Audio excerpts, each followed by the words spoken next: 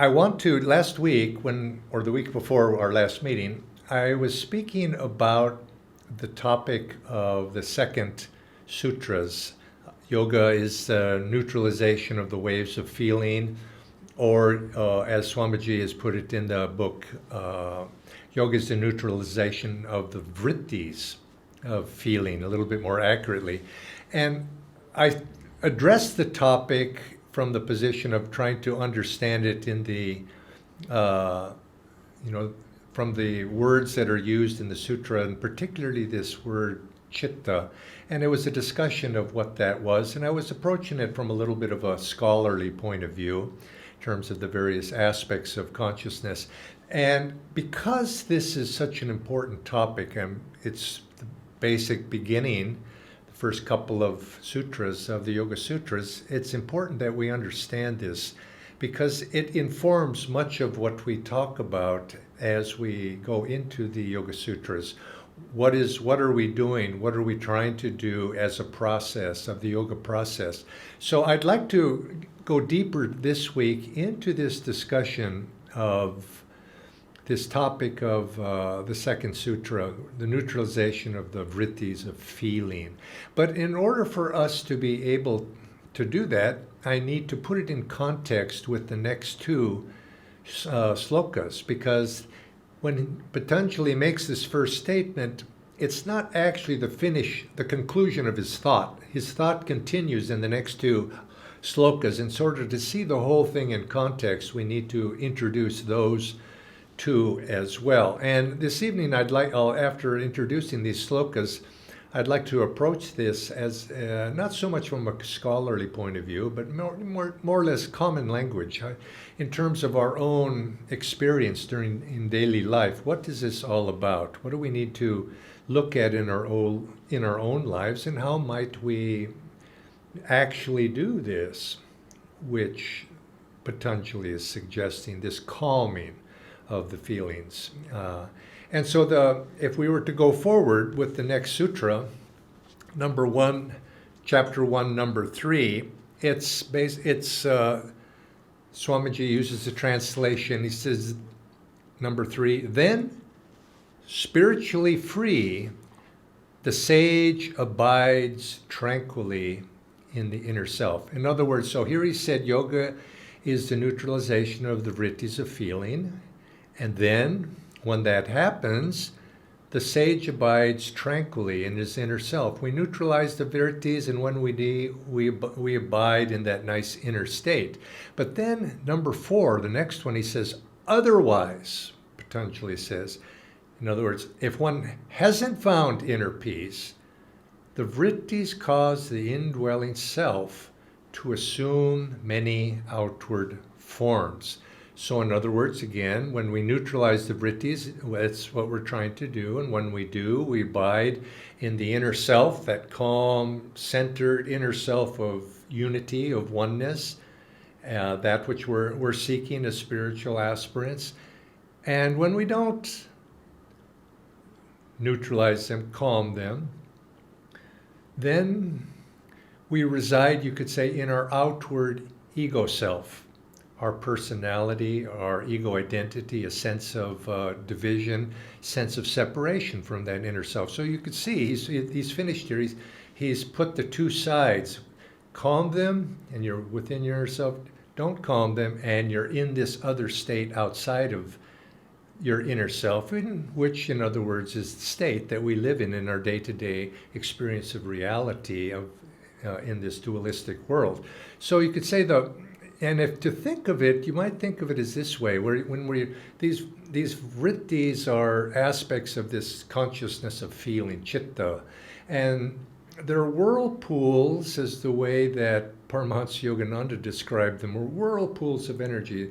And a whirlpool has a certain magnetism that pulls it pulls our consciousness actually into the center of that whirlpool, revolving around a particular thought, particular desire, a particular feeling, and a particular reaction, and it revolves around that. And you could say there are these habitual emotional likes and dislikes that we approach the world with, our attractions, or our repulsions, our desires, or perhaps our fears.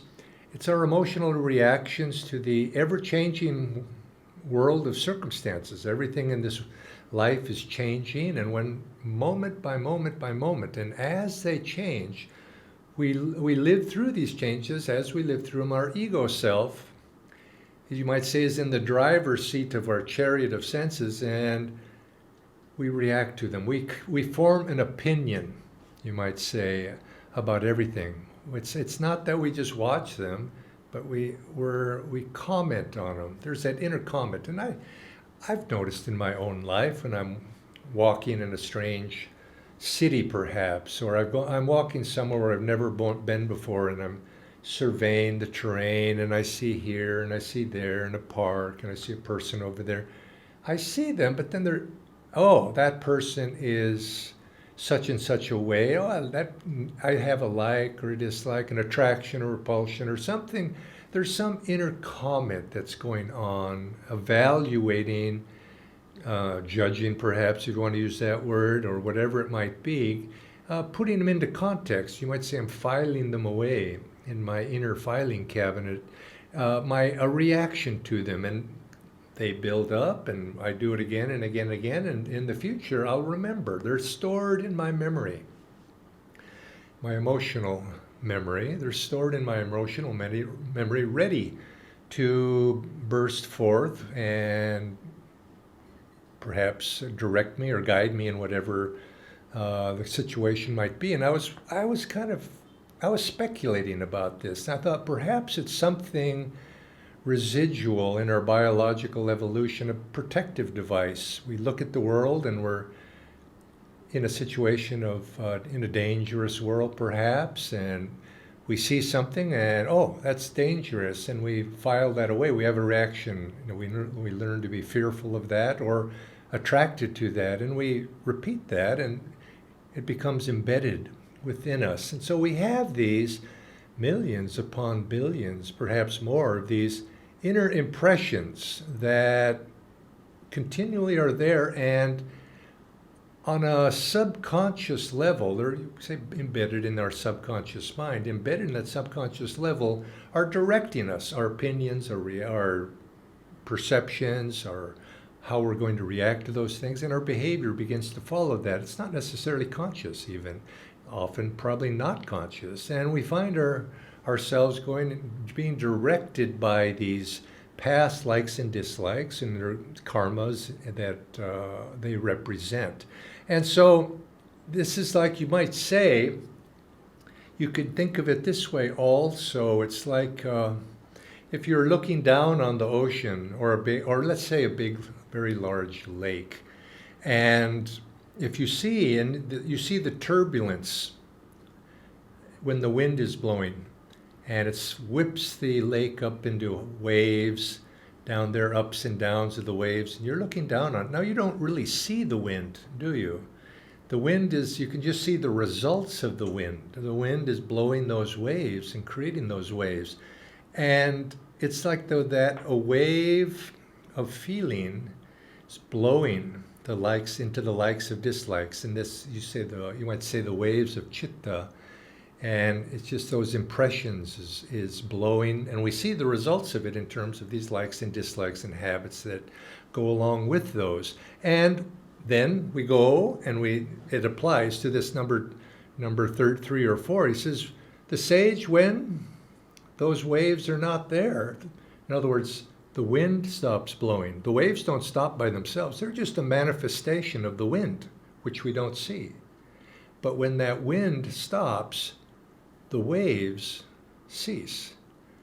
Or otherwise, when they don't stop, the waves are there. And we basically define that lake as very choppy, very windy. And if perhaps the moon is out, we certainly don't see a reflection of that moon in that lake. And that, you could say, that's ego down there. We see the waves of ego being stirred up by the wind of feeling, of likes and dislikes. But when there's no likes or dislikes, the ego calms, you see. And that ego, in this case, I'm referring to it as our identification, our all those things we identify ourselves with, they become, you might say, they disappear. Now they haven't totally disappeared, of course, but they've certainly been calmed. And so this is what's happened. If we look, the essential is that those waves of feeling are the reactions, that reactive process that we need to control in our life, that when something happens, we react. And you could look, it's been often described as the primitive part of our brain, fear or flight. And it's just, something happens and we respond to it instantaneously rather than giving it consideration. So I guess we would ask the question then, well, what do we do about it? And I think, in other words, what does it mean? And to start with, I would say, let's look at what does it mean to be reactive to something. Now, I think sometimes it's a helpful thing, and especially when we're trying to think how to overcome this. There is this one quality, and we will come to this later on in Patanjali. He does give some answers of how to overcome this reactive process of just being a slave to our emotional ups and downs. And Patanjali, essentially, he focuses on the quality of detachment, which is basically learning to separate ourselves. That's not me. And I remember something Swami Kriyananda once advised when he was talking about this subject. He said, when you take a shower at night or in the morning or whenever you take a shower, he says, just when you're washing the body, he would stroke his arms when he would say this. He says, and just when you just rub your hands over the body and just say, this body, I think this body is mine, but this is not my body. Someday this body will be dust. This is not me, not who I am. In other words, embedding in oneself that consciousness of detachment from the sense that we are this physical body. This body is moving through space, doing various things based upon various motivations and impulses, some conscious, mostly unconscious. And if we can detach a little bit from that, I don't act, this body is doing this. Master Paramhansa Yogananda used to say, never say that I'm sick or I'm unwell. Say, this body is unwell. This body's not feeling too good today. Now, don't take that to the extreme because it sounds a bit pompous to be always talking about yourself in the third person. But nevertheless, have that mental thought that I'm not this body, and see if we can get out of it. But because, you might say this world is in constant change, moment to moment, and something happens and we have an emotional likes or dislike of it, and we have an opinion about it. You could say we're very opinionated, aren't we? We don't like to think of ourselves, I'm an opinionated person, but I think in a sense that we are. Rather, step back, and this is what I'm saying, and begin to see things through the lens that's a little bit removed, like I was talking about being above the lake, just watching these things happen. And I'd like to make, in that regard, some suggestions that I've found to be useful. These are not Patanjali, by the way, me saying these things. These are my suggestions of ways to perhaps be a little bit more detached, which Patanjali does say we should be. But he doesn't really, say how, and particularly how today in our modern world. And I think it begins, though, which is from Patanjali, with this quality of niyama, swadhyaya, this self-study. This is something that sometimes is glossed over quite quickly when we speak about the niyamas. I think sometimes the teacher doesn't know what to say about it, maybe. But it's this sense of removing ourselves and being self-analytical and looking at ourselves. Be conscious in our actions and reactions of our likes and dislikes. When something happens, something changes. Watch yourself forming an opinion about it. Watch yourself liking it or perhaps liking it. And a couple of things that I've shared often over the years with various classes is if we're trying to overcome likes and dislikes, I think the better approach is to we want to moderate them. We want to calm them. You see, calm them, just how to, before you can go beyond them, you need to make them calm so that they're not so violent. And one of the things I've often told students in classes that they're there, likes and dislikes, but instead of making them violent like desires, that's a very strong like, isn't it? Why not moderate it and just think in terms of preferences? Look at your desires that you have inside of yourself, that come up to you during the day. Oh, I really like to do this, or I hate to do that. That sort of thing, and then you do or don't it, be based upon that. Just step back and think, well, I prefer. Turn your desires or dislikes, turn them into preferences. Now, a preferences has much less commitment, don't they? In other words, it takes the heat out of a desire to prefer something rather than to desire it. And in a sense, when you take the heat out of it, you're stepping back, and what are you doing? You're slightly detaching yourself from the intensity of that like and dislikes. So to moderate the likes and dislikes is just recognize, yes, I've got a like for that. But if you took a little bit of the power out of it, you say, well, I have a preference for it. If it's not there, that which leaves the door open for alternatives. I prefer this, but I could do that too. And I prefer that. And you're not quite so energetic behind it. And you find that preferences are more easily changeable, and you're not committed to them. And you find they're also something subject to your conscious attention.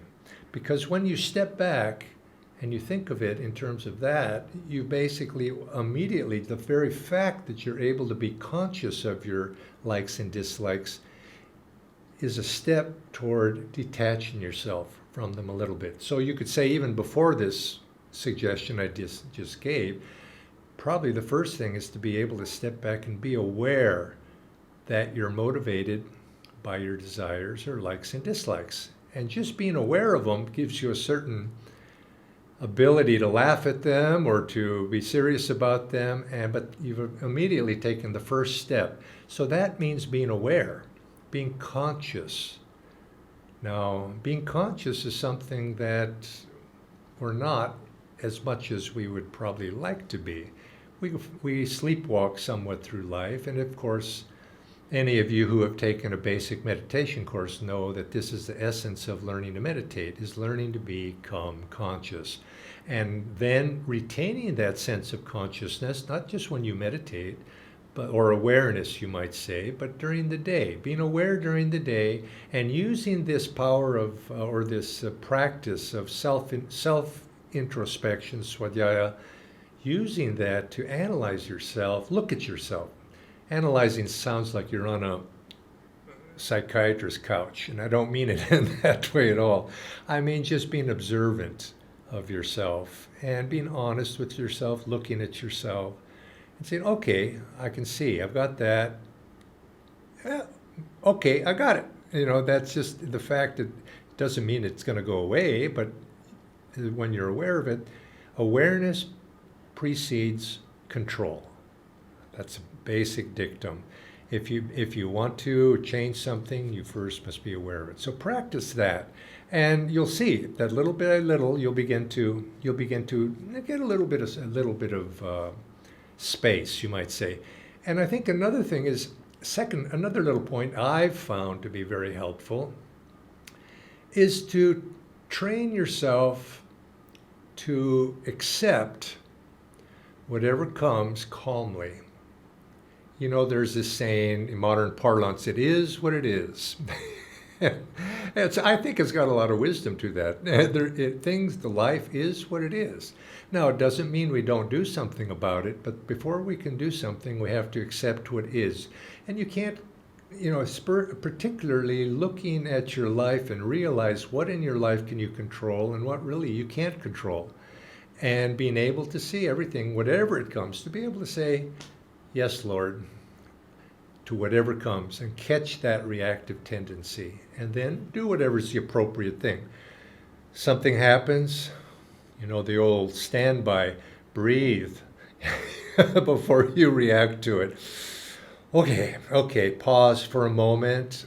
And I think it's also helpful when you find something that you're going to have an opinion about something, this or that, reacting to something. If you detach a little bit, you can also identify those feelings, those impressions. And by also reversing that, by learning to identify your feelings and your impressions, it helps you to detach. One helps the other. And it's just an ingredient of being conscious. Don't jump to conclusions. Don't jump immediately. Take that step back. Learn, in other words, if we were approaching this from the meditation side of things, learn to observe. Keeping your opinions about everything in life, keep them to yourself and just observe and let it play out rather than immediately categorizing it in one thing or another. Now, this is another thing I've often suggested to meditation students about in this topic is we want to moderate, calm our likes and dislikes. We want to give it, I take some of the force out of it, not some of the fire out of it. I suggested preferences and, being one way. But another one is, I think, from my experience, it's more effective to focus on the things or to calm your dislikes more than it is to calm your likes. Now, since they're opposite sides of the coin, if you calm one, the other side of the coin is naturally, of the wave, you might say, the up and down, the other side of the wave will get calmed too. And people sometimes approach this, I can't have any likes, and so they suppress themselves from liking anything, and they get it all mixed up, what likes and dislikes really are. But I think we can also pick it up from the other side and identify what don't we like. And I think it's helpful as a self-discipline, if nothing else, to train yourself to accept or do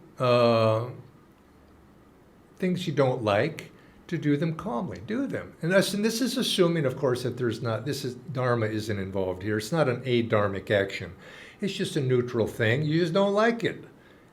Just not to focus on your dislikes. Whatever comes, just do it. If you see that you're having some dislikes, automatically you'll find if you moderate the dislikes, that wave of likes and dislikes will begin to moderate it as a whole. And for example, this is what I've tried to do in my life and then lately I've been traveling and I've been served a lot of different food. People ask, "Oh, do you like this food or you not like it?" I like to say, I dislike nothing. All food is fine. Or you might say, comfort, likes or dislikes. Don't dislike, don't complain about, it's too hot, it's too cold. Just let it be.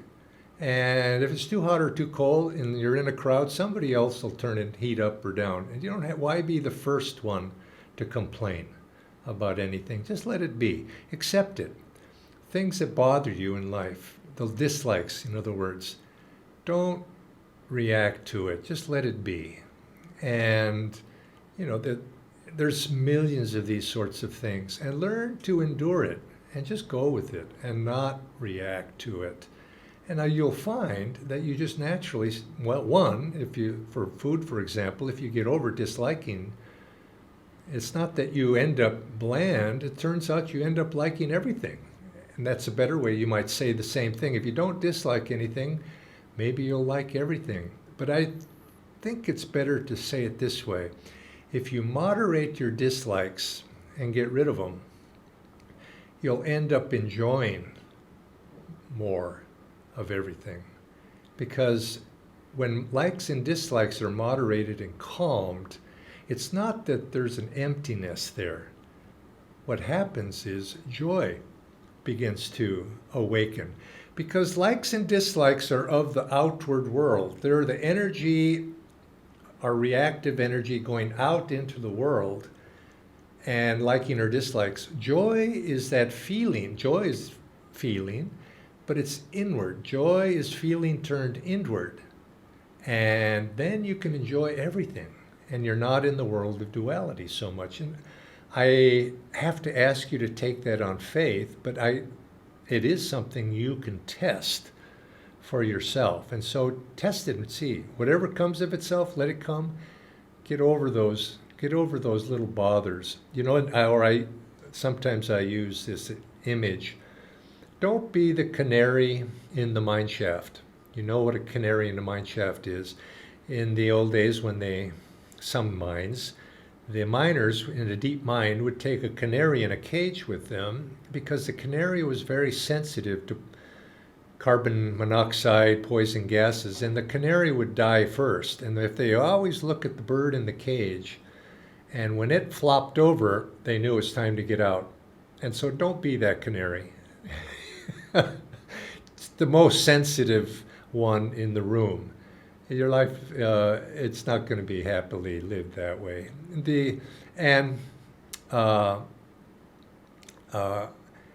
I think behind all of this, you might say not doing this, not doing that is one side of it, but there's another side to this as well. What we're really trying to say here is, and when we moderate our likes and dislikes, what we're doing is we're developing the quality of dispassion. And this is a very important quality, to be dispassionate. Now, when you say that word, that means that some people would think, well, that means to be cold. You don't have any passion or, for anything. You just turned your feelings off. And it's not that at all. Dispassion, the practice of dispassion is to be less reactive to life, but dispassion truly, in a spiritual sense, is developed by being absolutely having extreme ardor for something. And when you have extreme ardor for something, you don't care about anything else. So for the spiritual devotee, this is why this quality of dispassion is so important. We want something positive with all our heart. In our case here, it's not food or comfort. It's God's presence within us. We want a divine contact. We want to develop those soul qualities of love and wisdom and bliss.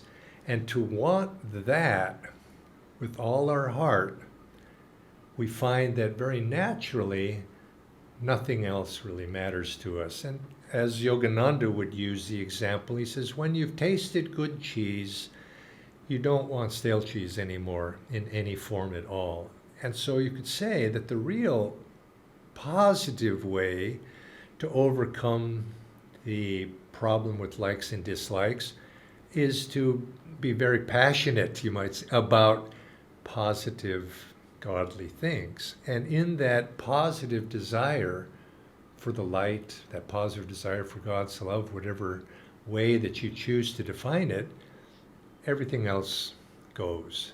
And even you can even say, Swamiji once asked Paramhansa Yogananda, when they were talking about some of these qualities and about overcoming some of our negative tendencies. Swami liked good food. And as a boy, we all like good food, I suspect. But he mentioned that to Swami. He says, how can I get over, he was worried about his desire for good food, the karma that it would incur, the attachment to it. And Yogananda said, don't worry about that. When ecstasy comes, everything else goes.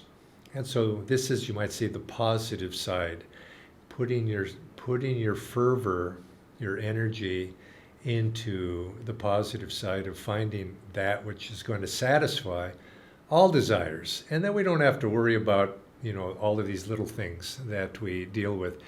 So find something, some way to bring this idea of being less reactive. Don't, be less sensitive emotionally, sensitive, and I guess physically too, to some degree, so that you don't, little you scratch a little, oh my God, no, that hurts, bear with it and toughen it up a little bit, physically, emotionally, mentally. And you'll find that life begins to moderate. You're not so reactive to everything. And you'll find that the calmness begins to come. When that calmness begins to come, the vrittis start to become calm. The ego identity begins to moderate. You see, this is why we're doing this. The blowing of that wind of the likes and dislikes and desires and fears and aversions, all those emotional issues and power that goes with that, blowing upon the wind of our consciousness stirs it up. And when it gets stirred up, our identification with the outer world and this personality in the outward form becomes very strong. Calm that wind, and our sense of identity with this body, with this personality, with all of these self-created identities begins to moderate. The heart begins to slow down. The breath begins to slow down. We begin to be able to go inward and see the subtle, hear the subtle sounds, see the subtle realities within ourselves, because that wind is no longer howling so strongly around us. And so this is what we want to do, and we want to catch it. Be aware of it. That's where it starts. Learn to be aware. I want to start to close here with this quote from I think he was a very great man in many ways. His name was Viktor Frankl. And he said, the quote is, "Between stimulus and response, there is a space." The stimulus, something happens and we react to it. Between those, the stimulus and the response, between stimulus and response, there's a space. In that space is our power to choose our response. In our response lies our growth and our freedom. In that little space between an experience and our reaction, that little space lies our freedom. And we can begin through our practices of Kriya Yoga, through meditation, through all of the things we do, we can begin to increase that space. And I think that is what we do when we learn to meditate deeply, at least. But even a little bit of this practice will free us from that delusion. So we create that space by learning to step back. And in that space lies our freedom, because we have a power to choose at that point. We can choose for good or we can choose for ill. But that choice is ours, always. And it reminds me of a story, an experiment that was done in a maximum security prison in the United States. And they introduced into that, they asked prisoners who wanted to volunteer for this to undergo meditation training. And they worked with these prisoners for some month or 2 or 3, whatever it was. And they measured them in questionnaires and see what was happening. And they found that those who participated in the experimental audience developed an ability to increase their impulse control. And it turns out many of the people who were in that prison, the basic problem with the criminals there, violent criminals these were, is that they had very little impulse control. Something would happen, they would get angry. They would do something that led to very unfortunate results, and they'd be in prison. And that was the basic problem with many of them. And they learned through meditation to be able to moderate or that impulse control. And it was they in their interviews, they often would refer to this. They said, well, now after I've learned to meditate, I've learned to pause for a moment before I do something, maybe not so good. That impulse. I've learned to interject that little space. And as Viktor Frankl said, in that space lies our growth and our freedom. And so this is what Patanjali, I think, too, is trying to say here is learn to control that reactive process. And in the control, or at least calm, maybe that's a better word for now, calm the reactive process. And in that process, we'll find that the ego identification, the waves of that, the ups and downs, begins to moderate. And when it moderates, that moon that we spoke about maybe on the surface of the ocean, we can see the reflection of it, which is that inner reality within ourselves. And then we can get beyond the surface. So many people, they can't get under the surface, and this is the basic secret which Patanjali is laying out for us. Now later on, as I mentioned, Patanjali will discuss further different ways to do that, but at this point, in terms of the likes and dislikes, I wanted to add a few suggestions. So if anybody would, I'm going to allow, if you have questions put them in the chat box. I should have said that earlier, shouldn't I? But anyway, put them in the chat box, and you can do that. Yeah, I'll try to answer them. And if there's not, I'm going to move on, and we'll come back next week and move on to the next something that comes next in the